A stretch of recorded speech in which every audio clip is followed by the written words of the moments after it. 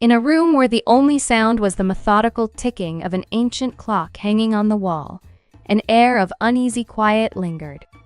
Sitting opposite me was John, my husband of nearly 3 decades, his attention firmly fixed on the television, seemingly oblivious to my existence. Engulfed in my own thoughts, I felt the heavy burden of countless grievances and pent-up frustration that had accumulated over the years, reaching a boiling point. "Have you finished moving?" John's voice, dripping with his typical disdain, cut through the silence. Without giving him the satisfaction of eye contact, I responded with a steadiness in my voice that belied the tumultuous storm brewing within me. "I'm leaving, John."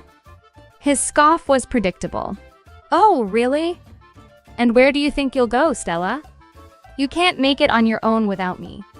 His words were meant to wound, but instead they ignited a stronger determination within me. For too long, I had tolerated his indifference and his mother's relentless interference. It was time to take back control of my life. "I'll figure it out," I asserted, rising to my feet, feeling a surge of empowerment despite the daunting uncertainty that lay before me.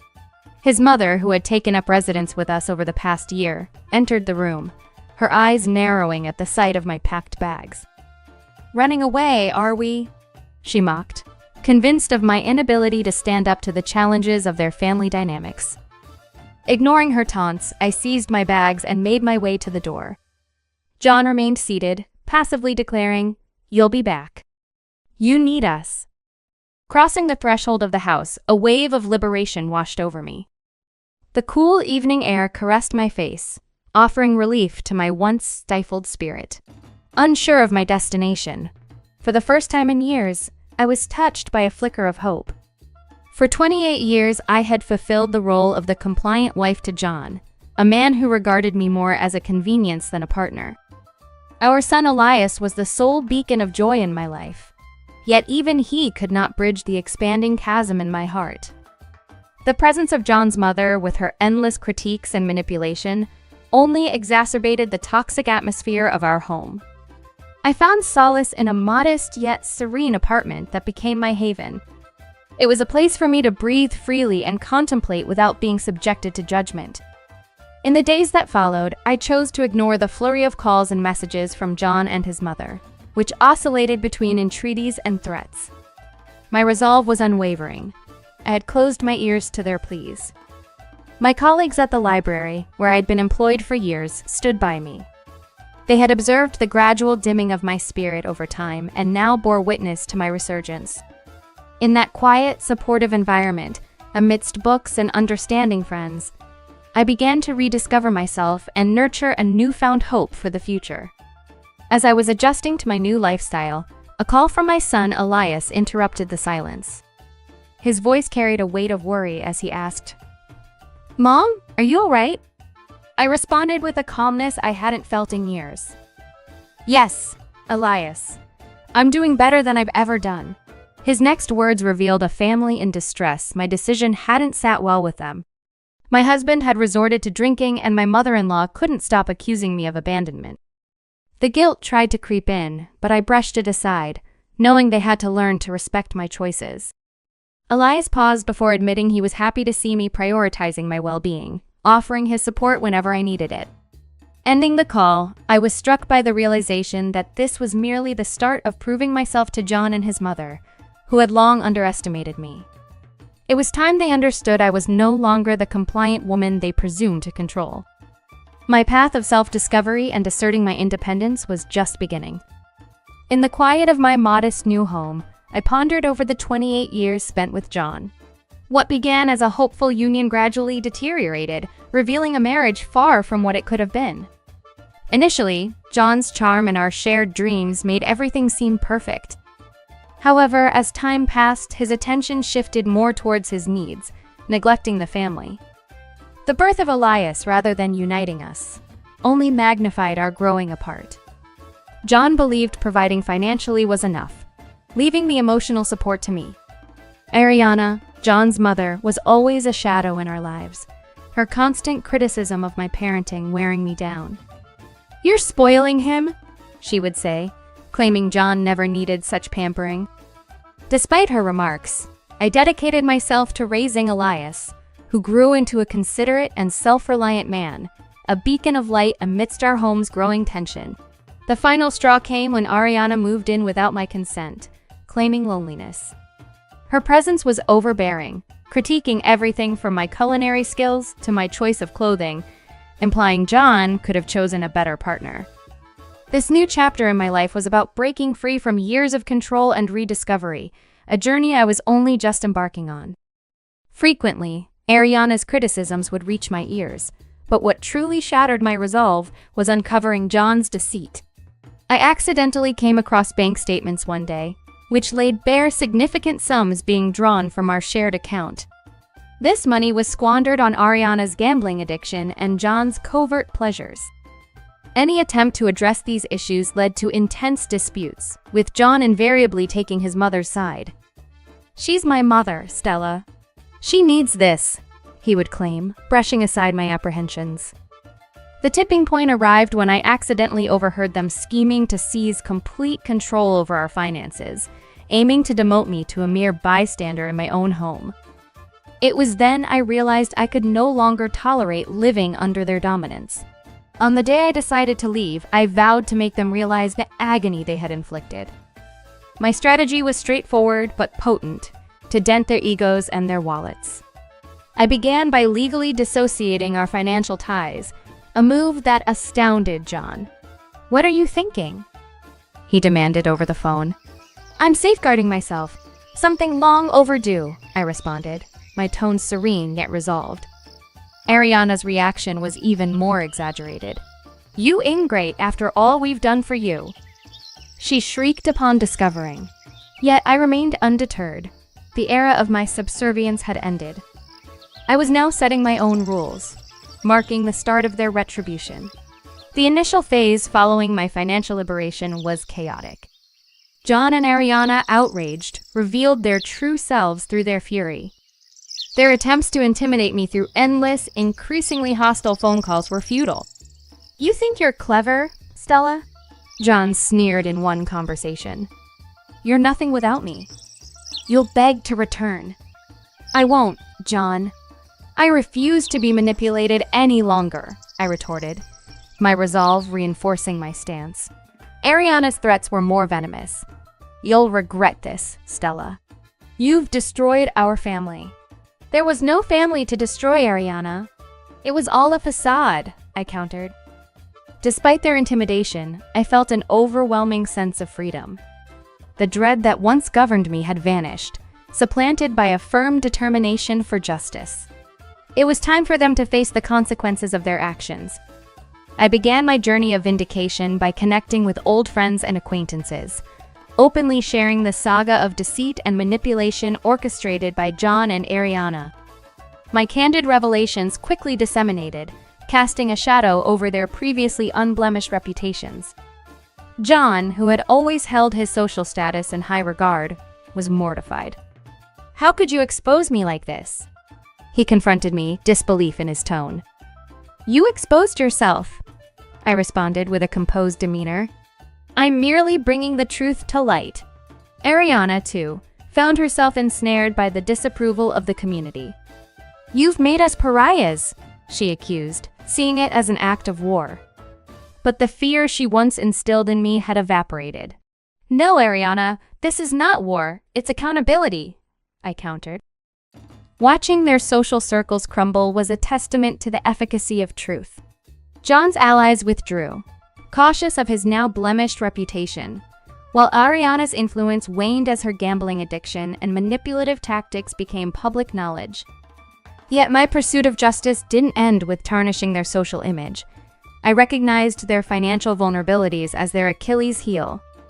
Through diligent legal counsel, I initiated a claim for my rightful portion of our joint assets, ensuring Ariana's gambling liabilities and John's financial mismanagement were thoroughly scrutinized.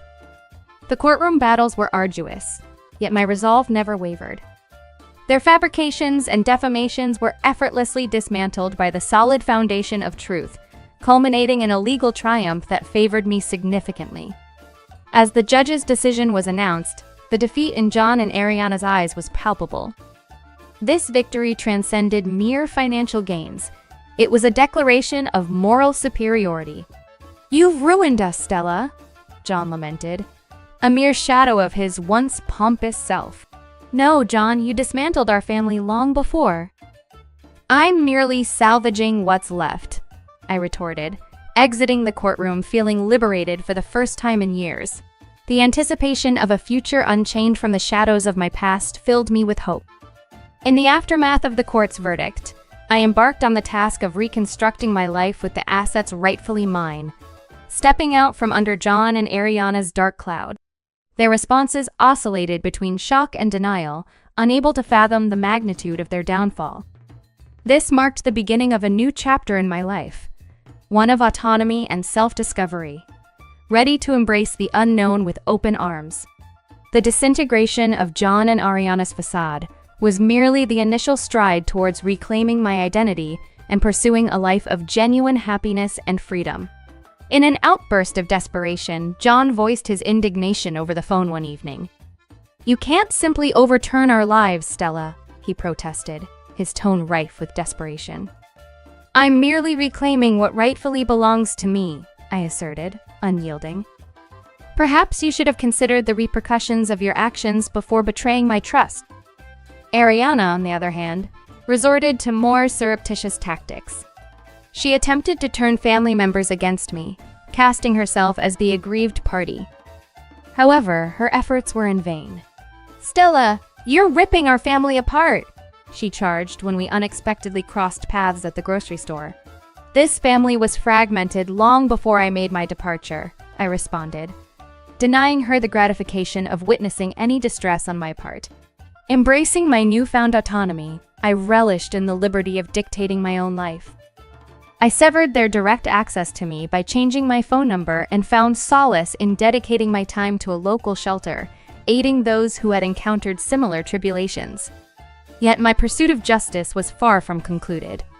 I discovered Ariana's intentions to challenge the court's verdict, clinging to the futile hope of recovering funds for her gambling dependencies. "You won't succeed, Stella. I'll ensure your downfall," she menaced through a message conveyed by a relative. In defiance, I bolstered my legal defenses, ready to rebut any challenge she dared to present. The person who once avoided confrontation had evolved into a resolute champion of her own rights. John, meanwhile, was succumbing to the mounting pressure. His once unblemished reputation now lay in ruins, adversely affecting his career. The allies and connections he once prized were now retracting, hesitant to align themselves with a figure ensnared in scandal. "You've obliterated my existence, Stella," he confessed in a moment of introspection. "You've orchestrated your own demise, John." "My actions have merely unveiled the reality," I retorted.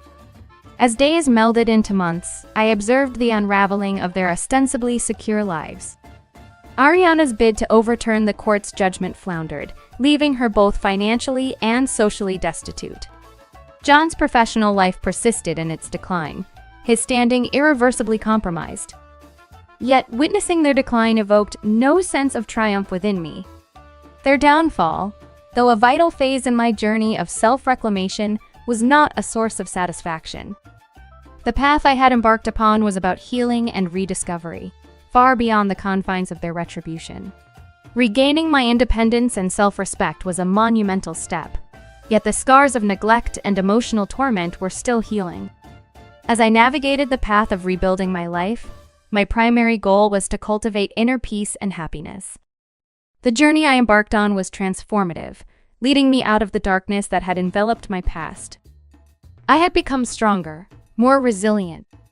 My narrative wasn't about seeking vengeance, but about liberation, a celebration of the human spirit's capacity to overcome hardship. Months had passed since the court had ruled in my favor, yet the impact of those events continued to resonate. John and Ariana, now distanced from their social circles, were mere shadows of who they once were. During an unanticipated visit, Elias, my son, brought distressing news. His demeanor was weighed down with concern as he relayed the grim state of his father and grandmother. "Dad's been fired, and his drinking has worsened. Grandma has gambled away everything. They're selling the house," he shared, the weight of his words heavy in the air. My heart went out to Elias, despite the distance. The ties of family pulled at my emotions. Did we push too hard? Elias wondered aloud, his voice a mere whisper. In response, I assured him, albeit with a heavy heart, that we had stood on the side of justice. They had chosen their paths. The downfall of John and Ariana wasn't a source of satisfaction for me. Rather, it served as a somber lesson on the importance of living a life marked by integrity and respect for others. In the weeks that followed, whispers and rumors about the sale of John and Ariana's house circulated, marking the culmination of their decline. Attempts by John to secure employment were thwarted by his tarnished reputation, while Ariana found herself ostracized, her addiction no longer a secret. On an evening walk, I encountered John, a man who had lost much of his former self. We faced each other in silence, a stark reflection of the distance and transformation that had occurred.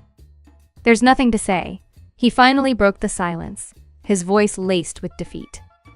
This encounter, though brief, was poignant.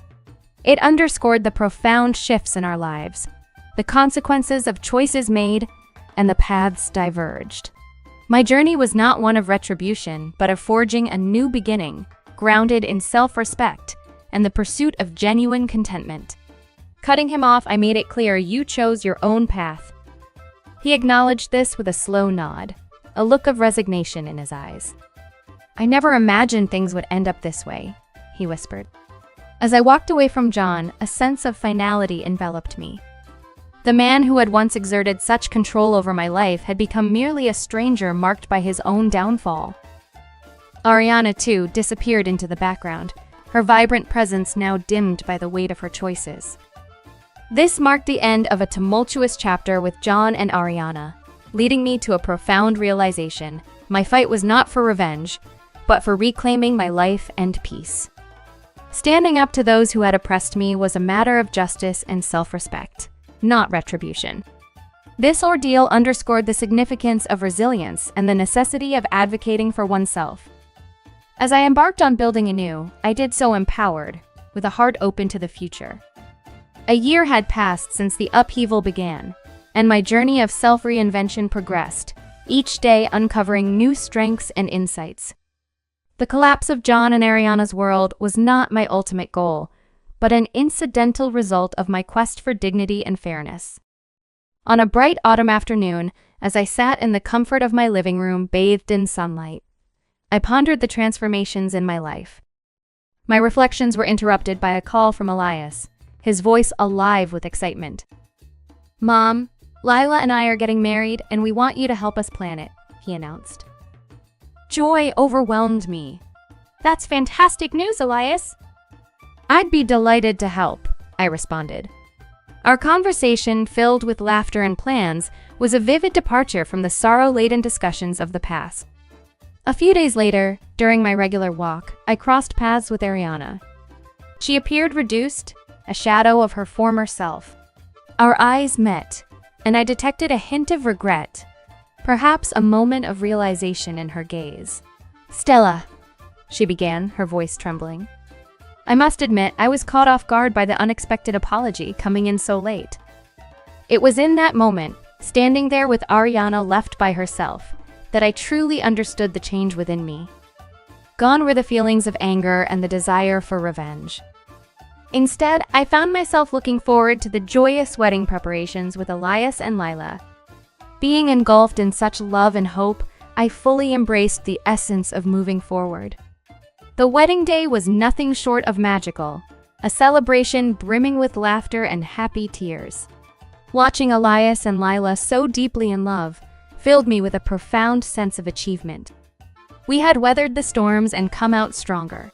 In my toast, I spoke of how life's challenges shape us, and today, we were gathered to honor love, resilience, and new beginnings. As the night wound down, I took in the joyous expressions around me, feeling a deep sense of satisfaction. I had not just made it through, I had flourished. In time, John and Ariana became mere echoes of the past. Rumors reached me of their departure, each grappling with their own struggles. My life, once overshadowed, was now truly my own. I found satisfaction in my career, happiness in being a mother and a friend, and solace in my moments of solitude. Sitting in my garden one sunny day, watching the flowers bloom, I felt the full weight of freedom.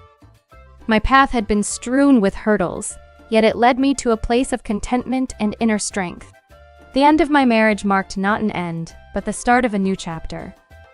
In this chapter, I was in control, crafting my own narrative. It was here that I discovered true happiness, peace, and a sense of self that was unassailable.